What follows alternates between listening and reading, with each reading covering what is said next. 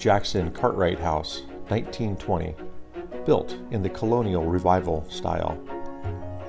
Mr. and Mrs. James Madison Jackson built this house in 1920 on plans by the architect William Pleasance Pennington, who also designed 1101 Ann Street on this walking tour.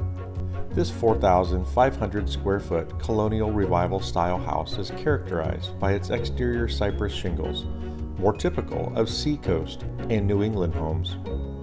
As owner of the Everglades Cypress Lumber Company in Florida, Mr. Jackson naturally chose this unusual wood for the exterior.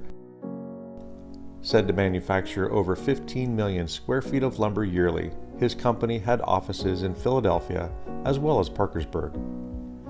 In addition to his lumber business, Mr. Jackson, of the Clarksburg branch of this leading West Virginia family, was active in founding the Parkersburg, Marietta, and Interurban Railway, built in 1900. He was manager of the Jackson Land and Mining Company and was also Parkersburg's city engineer.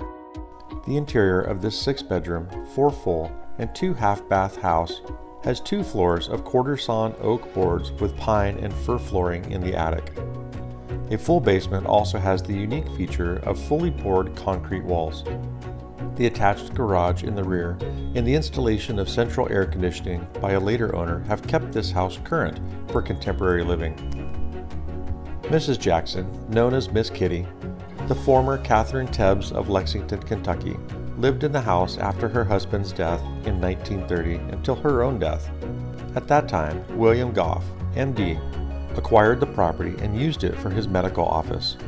A full telephone switchboard with lines labeled for the lab and nurse is still in the basement. Dr. Goff and his neighbor, Judge Borman, purchased the Hogue House, which stood between their properties, demolished the house, and divided the lot between them, giving 901 Juliana and 919 each a larger portion of the original lot on which Thomas Smith's mansion once stood.